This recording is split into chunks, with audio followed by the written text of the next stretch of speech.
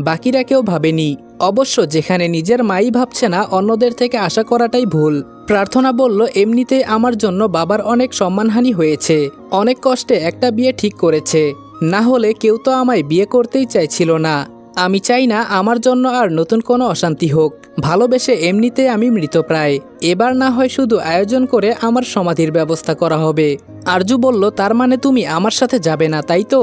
প্রার্থনা বলল, আমার জীবনে নতুন করে শুরু করার মতন আর কিছুই অবশিষ্ট নেই। তাহলে কিসের আশায় যাব তোর সাথে? তুই আমার চিন্তা বাদ দে, নিজের জীবনের চিন্তা কর।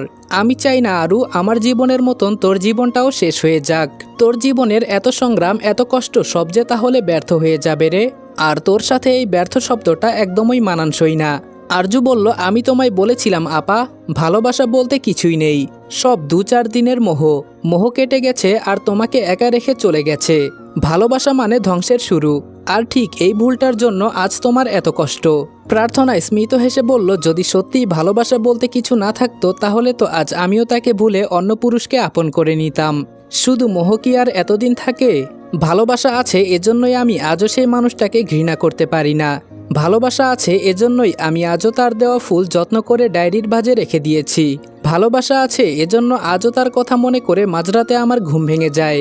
দেখ না, ভালোবাসা আছে, এজন্যই আমি এখনও তার কথা ভাবছি আর হাসছি। আরজুর চোখ মুখে কাঠিন্যতার ছাপ ফুটে উঠল, কণ্ঠে একরাশ ঘৃণা সমেত বলল, ভালোবাসার অস্তিত্ব যদি এতটাই স্পষ্ট হয়, তাহলে কোথায় হারিয়ে গেল তোমার সেই প্রেমিক? যদি ভালোবাসা থেকেও থাকে, তাহলে এমন ভালোবাসাকে আমি ঘৃণা করি, যা কেবল কষ্টই দিতে জানে। শীতের সকাল, বাহিরে কুয়াশায় কিছু পরিষ্কারভাবে দেখা যাচ্ছে না। খোলা জানালা দিয়ে বাড়ির পাশের ফুলের গাছগুলো থেকে হালকা মিষ্টি সুবাস ভেসে আসছে। ঘড়িতে তখন সকাল 8:15। এমনি দিনে গ্রামের বাড়িতে এই সময়টাকেই অনেক বেলা মনে হয়, কিন্তু আজকে তেমন কোলাহলের শব্দ পাওয়া যাচ্ছে না। এর অবশ্য দুটো কারণ আছে। আজকে শুক্রবার, বাড়ির কর্তাদের কাজে যাওয়ার ঝামেলা নেই, ফলে গৃহিণীদেরও আর সকাল সকাল রান্নাবান্না শেষ করে তাদের কর্তাদের খাবার পরিবেশনের তাড়া নেই। তার উপর আবার ঠান্ডা, যে যার ঘরে হয়তো কম্বল মুড়ি দিয়ে ঘুমাচ্ছে। বাহিরে থেকে মায়ের ডাকে ঘুম ভেঙে গেল আরমানের। অনিচ্ছা সত্ত্বেও গায়ের কম্বলটা সরিয়ে আড়মোড়া ভেঙে উঠে বসল। জানালা দিয়ে বাহিরের পরিবেশটা দেখতেই আরমানের মনটা ফুরফুরে হয়ে উঠল। সঙ্গে সঙ্গে শীতল বাতাসে আরমানের গা শিউরে উঠল। তৎক্ষণাৎ আবার কম্বলটা তুলে গায়ে জড়ালো। শীতকাল আরমানের বেশ পছন্দ, তবে আজকাল কেন যেন তার শীতকালের থেকেও বর্ষাকাল একটু বেশি ভালো লাগছে। বর্ষার বৃষ্টির কথা ভাবলেই মস্তিষ্কে কিছু দৃশ্য ভেসে ওঠে। ফিরে যেতে ইচ্ছে করে আবার ঠিক সেই মুহূর্তটাতে, আর ইচ্ছে করে সময়কে থামিয়ে দিয়ে একদৃষ্টিতে সেই নাম না জানা রমণীর দিকে তাকিয়ে থাকতে। আরমান কম্বল মুড়ি দিয়ে আবারও শুয়ে পড়ল, তবে এবার উদ্দেশ্য ঘুমানো নয়, বরং কাউকে মনে করা। অতীত এক বন্ধুর আবদারে একটা পার্কে এসেছে আরমান। সচরাচর এদিকে তার আসা হয় না, কিন্তু আজকে নিজের বেস্ট ফ্রেন্ডের অনুরোধে তাকে আসতেই হয়েছে। একটা ব্রেঞ্চের উপর বসে আছে আরমান, কিন্তু সেই ছেলের দেখা নেই, ফোনটাও ধরছে না। এদিকে আকাশের অবস্থাও ভালো না, যে কোনো সময় ধরণীতে বৃষ্টি নামবে। গাছপালাগুলো খুশিতে মেতে উঠেছে, বাতাসের কারণে ধুলো উঠছে। এরই মাঝে আরমান খেয়াল করলো 2-1 ফোঁটা করে বৃষ্টি পড়াও ইতোমধ্যে শুরু হয়ে গিয়েছে। আর বেশিক্ষণ বসে থাকলে আরমানকে আজকে কাকবেজা হয়ে বাড়িতে ফিরতে হবে। সেটা আন্দাজ করতেই উঠে দাঁড়ালো যাওয়ার জন্য। মনে মনে হাজারটা গালি দিল নিজের বন্ধুকে, সাথে প্রতিজ্ঞা করলো যে আর কোনোদিন বন্ধুর ডাকে এই জায়গাতে আসবে না। আরমানের এসব ভাবনার মাঝেই তুমুল বেগে বৃষ্টি শুরু হলো। আশেপাশে 2-1 মানুষ যা অবশিষ্ট ছিল, তারাও একটা ছাউনির আশায় ছুট লাগালো। ওদের পিছু পিছু আরমানও ছুটতে লাগলো, কিন্তু কয়েক সেকেন্ডের বৃষ্টিতেই সে প্রায় ভিজে গেছে। ফলস্বরূপ কোনো ছাউনির নিচে যাওয়ার জন্য তার মাঝে আর কোনো তারা দেখা গেল না। বৃষ্টিটা উপভোগ করতে লাগলো। হুট করে কানে একটা মিষ্টি গলার গানের আওয়াজ ভেসে এলো আরমানের, কিন্তু আশেপাশে তো কাউকে দেখা যাচ্ছে না। এবার মনোযোগ দিয়ে কণ্ঠের উৎপত্তি স্থল খোঁজার চেষ্টা করলো। আশেপাশে তাকিয়ে দেখলো কোনো ছাউনিও নেই। তাহলে বৃষ্টির মাঝে কোন পাগল গান গাইছে? ব্যাপারটা জানার জন্য ভীষণ কৌতূহল তৈরি হলো আরমানের মনে, কিন্তু এখন আর গানের আওয়াজ পাওয়া যাচ্ছে না। আরমান বিরক্তিতে নাকমুখ কুঁচকে ফেলল। মিনিট খানেকের ব্যবধানে আবারও আরমানের কানে সেই একই কণ্ঠটা ভেসে এলো। আশেপাশে তাকাতে আরমান ডান দিকে গাছপালার ডালের ফাঁকফোকর ভেদ করে কালো চুড়িদার পরা এক জোড়া পা দেখতে পেল। লম্বা একটা সারি ধরে পার্কের সৌন্দর্য বাড়ানোর জন্য বিভিন্ন ফুলের গাছ লাগানো হয়েছে, ফলে গাছগুলো ভেদ করে রমণীকে দেখতে পেল না আরমান। সেগুলোকে পাশ কাটিয়ে অপর পাশে গেল। এদিকটাতে যে দোলনা আছে সেসব আরমানের জানা ছিল না। অবশ্য জানবেই বা কি করে, আজকেই তো প্রথম এসেছে এখানে। কিন্তু এখন মনে হচ্ছে প্রায়ই কারো খোঁজে আসতে হবে। কালো সালোয়ার কামিজ পরে একটা মেয়ে দোলনায় বসে একাই দোল খাচ্ছে। দোলনার গতি কমে গেলে নিজেই আবার কষ্ট করে গতি বাড়ানোর চেষ্টা করছে। আপন মনে গান গাইছে সে। চুলগুলো ভিজে চুপচুপে হয়ে গেছে। কপালে পড়ে থাকা চুল বেয়ে টুপটুপ করে পানি পড়ছে। গায়ের রং ফর্সাও না আবার কালোও না, ঠিক শ্যামলাও বলা চলে না। তবে দেখে মনে হচ্ছে একটু যত্ন নিলে তাকে ফর্সাদের তালিকায় রাখা যায়। মুখের 2-3 জায়গায় তার ব্রণের দাগ, নাকের ঠিক উপরে একটা কালো তিল। মেয়েটা যে দেখতে খুব সুন্দর তেমন না, তবে সুন্দর, এবং যতটুকু সুন্দর তাতেই আরমানের দৃষ্টি থমকাতে বাধ্য। মেয়েটা আশেপাশে কারো উপস্থিতি এখনো খেয়াল করেনি। অবশ্য না করারই কথা, সে তো চোখ দুটো বন্ধ করে আপন মনে গান গাইছে। আরমানও আলাদা কোনো শব্দ করেনি, যার দরুন মেয়েটা তার উপস্থিতি লক্ষ্য করবে। এদিকে বৃষ্টি আর বাতাস দুটোর বেগই ক্রমশ বাড়ছে। ক্ষণে ক্ষণে আবার মেঘের গর্জনের আওয়াজও পাওয়া যাচ্ছে। আরমানের খুব ইচ্ছে করছে মেয়েটার সাথে কথা বলতে, কিন্তু কিভাবে শুরু করবে বুঝে উঠতে পারছে না। অনেক ভেবে সাহস সঞ্চয় করে বলেই ফেলল। মনটা বোধ হয় অন্য কাউকে দিয়ে দিয়েছেন, সেজন্য আর কিছুতেই লাগছে না সেটা। কিংবা হয়তো কোনো অসুখে মনটা মরে গেছে। ঠিক বললাম তো? অপরিচিত পুরুষালী কোনো কণ্ঠস্বর কানে যেতেই আরজুর গানের গলা থেমে গেল। ওড়না দিয়ে মাথাটা ঢেকে সঙ্গে সঙ্গে উঠে দাঁড়িয়ে যাওয়ার জন্য উদ্যত হতেই পেছন থেকে আরমান বলে উঠল, প্রশ্নের উত্তর না দিয়েই চলে যাচ্ছেন? আরজু ফিরে তাকালো না, গম্ভীর কণ্ঠে বলল, আমার মনের খবর জানাতে পারি এমন পরিচিত কিংবা গুরুত্বপূর্ণ মানুষ আপনি নন। তবে এতটুকু বলতে হচ্ছে, আপনার আগমন না ঘটলে আমার মনটা সত্যি ভালো হয়ে উঠত। আরমান বলল, শুকরিয়া করুন যে আমার আগমন ঘটেছে। আশেপাশে তাকিয়ে দেখেছেন একবার যে আদৌ কেউ আছে কিনা? এই পুরো জায়গাটা খালি। এসব জায়গা একটা মেয়ের জন্য নিরাপদ না। আরজু বলল, আমার প্রতিদিনের বিশ্রামের জায়গা এটা। আশপাশটার সম্পর্কে ধারণা আছে আমার। খারাপ কিছু কখনো খেয়াল করিনি কিংবা শুনিনি। আরমান বলল, বিপদ কিন্তু বলে আসে না। আরজু বলল, যেমন আপনি? আরজুর এমন প্রশ্নে আরমান থতমত খেল। মেয়েটা একটু বেশি স্পষ্ট কথা বলে।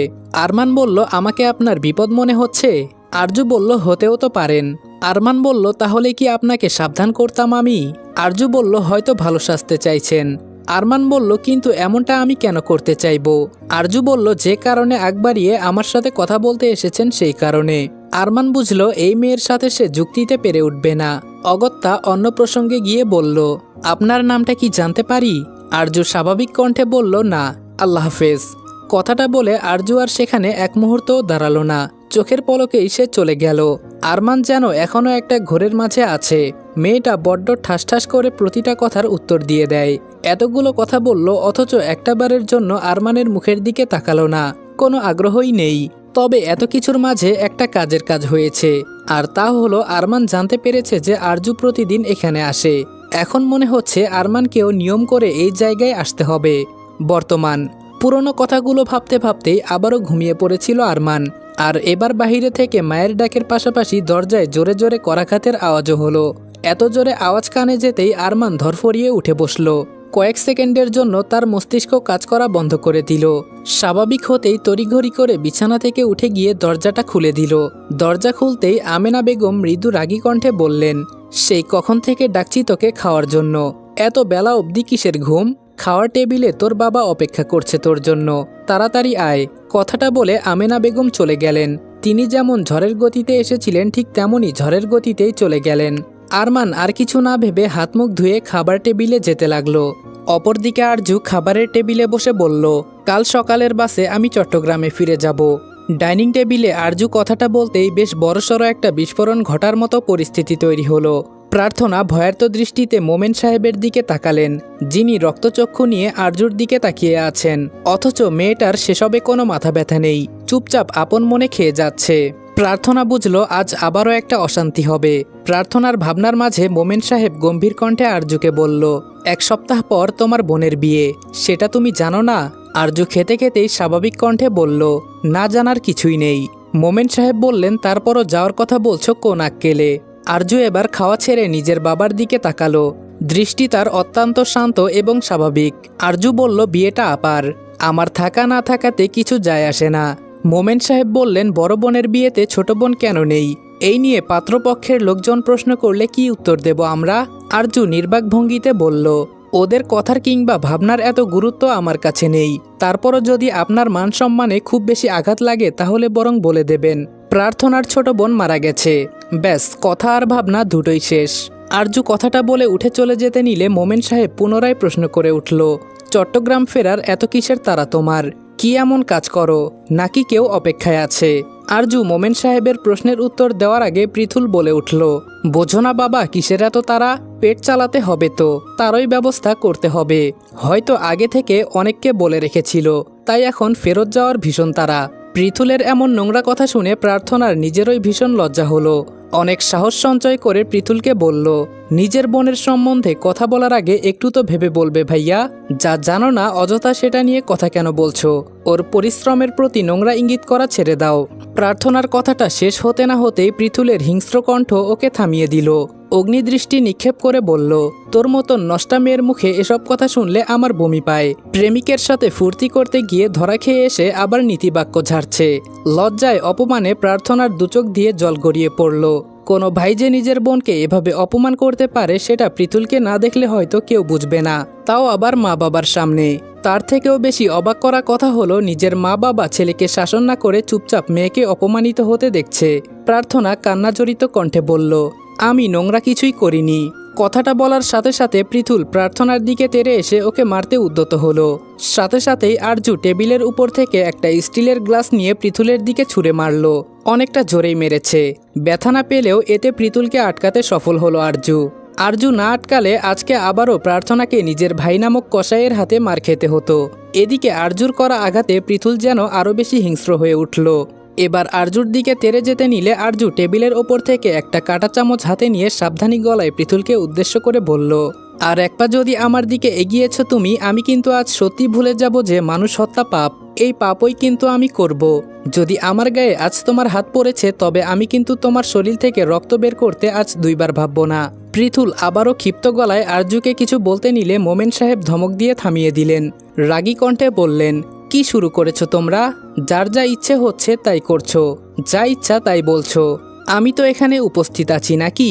আরজু তাচ্ছিল্য ভরা কণ্ঠে বলল, আপনি না বললে তো বুঝতামই না যে আপনি এখানে উপস্থিত আছেন। তা কেন আছেন?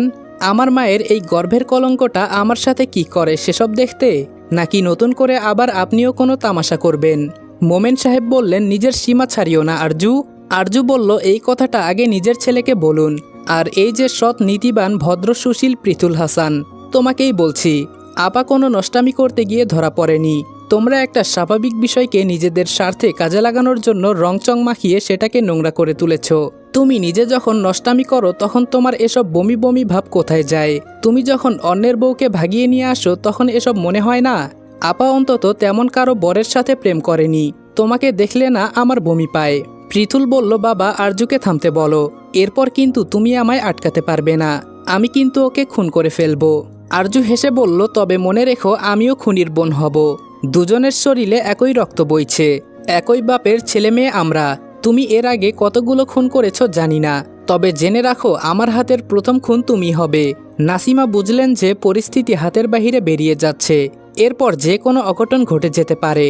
আরজুকে দু চারটে কথা শুনিয়ে জোর করে তিনি পৃথুলকে নিয়ে ঘরে চলে গেলেন। যাওয়ার আগে পৃথুল যেন চোখের ইশারায় আরজুকে শাসিয়ে গেল, ওর থেকে যেন সাবধানে থাকতে বলল। আরজু কিছুক্ষণ নিষ্পলক দৃষ্টিতে মোমেন সাহেবের দিকে তাকিয়ে থাকলো। কেন যে আরজু এই মানুষটার কাছে আশা করে যে উনি আরজুর পাশে দাঁড়াবে, কে জানে। আজ অবধি তো কখনোই কোনো বিষয়ে সমর্থন করেনি আরজুকে, তারপরেও আশা করে, হয়তো বাবা বলে। আরজুর ভাবনার মাঝেই মোমেন সাহেব গম্ভীর কণ্ঠে বলে উঠল, কালকে চট্টগ্রাম যাওয়া হচ্ছে না তোমার। আগে তোমার বোনের বিয়েটা হয়ে যাক, তারপরে যেখানে ইচ্ছে যেও। তখন জাহান্নামে গেলেও আমার আফসোস থাকবে না। আরজু বলল, জাহান্নামেই তো আছি, আবার কোন জাহান্নামে যেতে বলছেন? এর থেকেও আরও কষ্টে থাকা যায় এমন কোনো জায়গা আছে এটা আমি জানতাম না। খোদা তো তার বান্দাদের দিয়ে দুনিয়াতেই জাহান্নাম দেখিয়ে দিল, আর কত শাস্তি পাবো? মোমেন সাহেব বললেন, প্রার্থনার বিয়ে না হওয়া অবধি তুমি যাবে না কোথাও। আরজু বলল, চোখের সামনে 40 বছরের বুড়োর সাথে আবার বিয়ে আমি দেখতে পারবো না। অন্যের জীবন নষ্ট হতে দেখতে আপনারা খুব পছন্দ করেন, তাহলে বরং ওটা আপনারাই দেখুন। আমি একটা রক্তে মাংসে গড়া মানুষ, আমার মাঝে একটু হলেও মনুষ্যত্ব আছে, তাই এসব আমি সহ্য করতে পারবো না। আমি যখন বলেছি যাব তার মানে যাবই। কথাটা বলে আরজু চলে যেতে নিলে পেছন থেকে মোমেন সাহেব হুঁশিয়ারি দিয়ে বলল, মনে রেখো, কাল যদি তুমি আমার কথা অমান্য করে বাড়ির বাহিরে পা রেখেছ, তাহলে কিন্তু আর কোনো দিন এই বাড়িতে পা রাখতে পারবে না। এই বাড়ির দরজা তোমার জন্য চিরদিনের মতো বন্ধ হয়ে যাবে। যা করবে ভেবেচিন্তে করো। আরজু পেছন ফিরে তাকিয়ে হাস্যোজ্জ্বল মুখে বলল, আলহামদুলিল্লাহ।